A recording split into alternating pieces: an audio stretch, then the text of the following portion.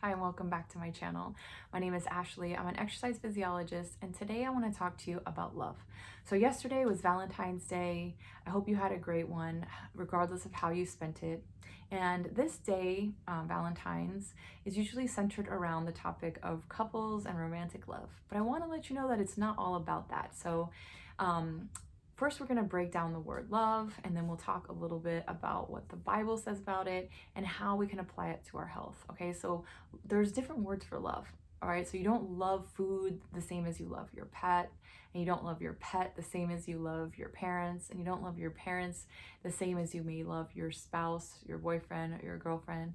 Okay, and there's different words to describe those things and different types of feelings actually that are tied in with those words. So you can look those up for your homework. Okay, so love is more than just a feeling. Love isn't just the infatuation that you get when you meet someone new and you really, really like them. Okay, there's a word called limerence that has to do with infatuation. And sometimes this limerence or deep infatuation turns into love, and people may build a strong bond from that, but that's not always the case. Okay, so love is actually a choice. Love is something that we continually choose to do, and the world, especially this day and age, is very devoid of love. Despite the claims that choose love and love wins and all these type of things. But I think a lot of people, including me, we don't always understand what love is. Okay, so in a nutshell, love is God. God is love. Okay, and God sent his son Jesus to come into the world to show us what love was. And what did Jesus do? He healed the sick, the blind. Okay, he had his ministry of love on the earth, and that was a template to what the human being should be in life. So a lot of what love is now is what that person can do for us. And again, I don't get this right. If we've been in different relationships, we're always looking for that new high because you get a lot of serotonin and dopamine from romantic relationships. And the goal shouldn't be to find out what we need or who can meet our needs, but actually deciding on a person that we can love and pour everything into that person. Okay, love is selfless, it's patient, it's kind. First Corinthians talks about what love actually is. It says that it's patient, it's kind, it doesn't envy, so it doesn't get jealous, it doesn't boast, it's not proud, it's not full of itself, it doesn't dishonor others or call people names, it's not self-seeking, it's not looking only for its own, it's not easily angered, it's very patient, and it keeps no record of wrongs. So it doesn't bring up things from the past, and it doesn't make people feel bad about what they've done and who they are. It doesn't rejoice in evil, but it rejoices in the truth and in the light. It always protects, it always trusts, and it always hopes, and it always perseveres. Love never fails.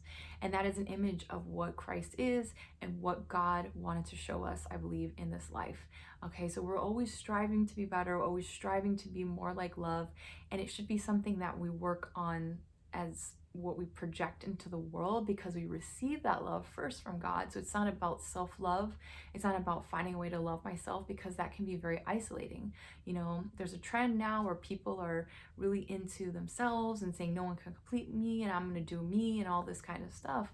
But really it just leads to isolation, anger, resentment, and a lot of negative emotions, which can affect our health.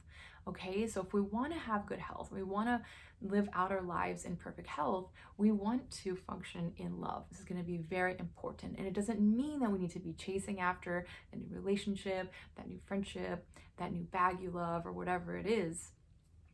You want to be seeking after the one that's going to fill you up and make you feel confident in him all the time, and then those things will come, and then you'll be able to handle them in the right way, and you'll be able to use them for their proper function. Okay, and we won't be looking to people to satisfy our deep longing for this connection, this acceptance, and this love that we actually really need. Okay, so it's not wrong to feel that way, to need love, to need connection with others and that intimacy, but in the ways that we're looking for it sometimes can be very damaging to health.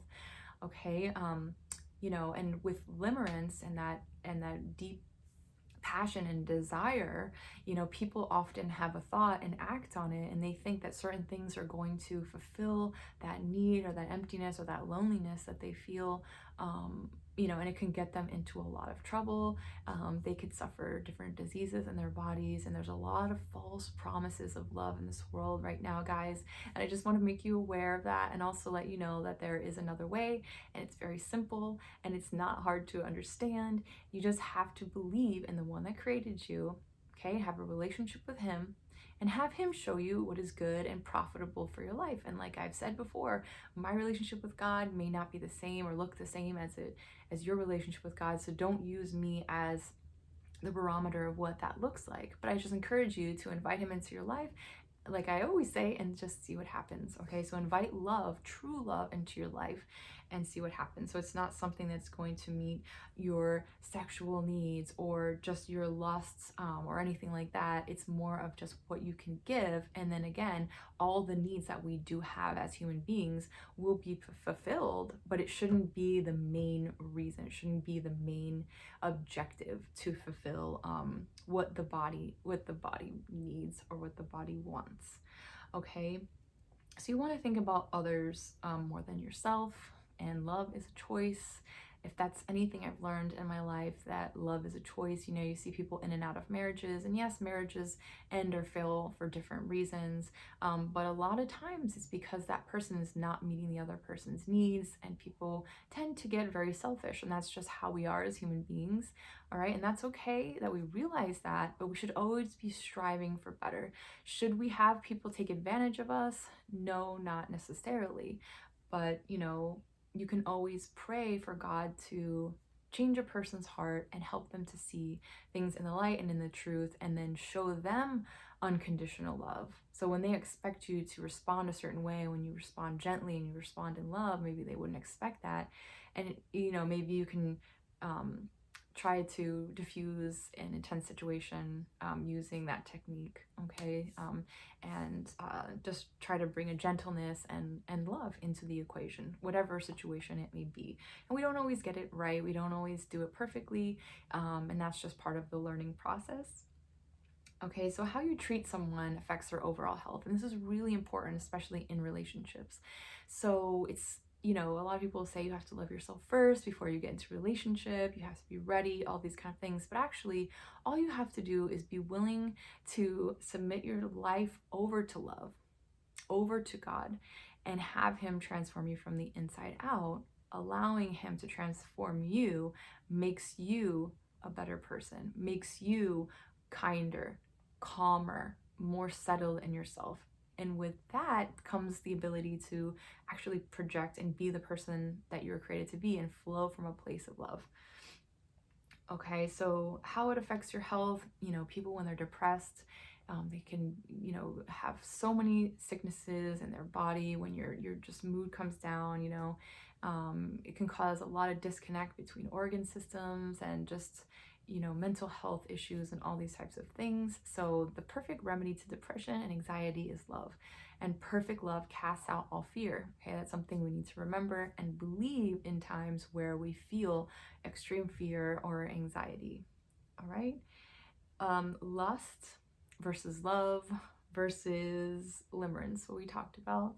So, not focusing so much on the flesh, focusing more on the spirit, and focusing on what we know is the right thing to do sometimes is more loving than just doing what we feel like. And also, when giving people advice, maybe it's not something they want to hear, right? But if we tell them to do something they want to do and we know it's wrong for them, is that really love? Sometimes love is tough, but if love is always true, then it's always right. Okay? So, you don't always have to be in a relationship to experience love. And I know you've heard that before, but I really want you to challenge yourself to be open to love in your life, and be open to maybe doing some things you haven't done before, and opening your hand and your heart to others and looking for people that need your love. Could be a neighbor, it could be, a friend, it could be anyone in your life that that needs help, or that needs assistance, or that just needs compassion. And when you do that, and when you focus on what you can give, you'll just get so much more love in return. So just be aware of all the false faces of health and of love and of health this day and age. You know, there's so many promises of satisfaction and things that aren't real and that aren't going to help you and that aren't going to provide that ultimate sense of health and well-being in your life. So I want you to just think about that as you have a great Valentine's week. If you have any questions, as always, please let me know. You can write me a comment or send me a private message. Please share this with someone you think it might help or encourage, and subscribe. I encourage you to subscribe to my channel to see more health information like this. So I'll see you guys in the next video. Bye.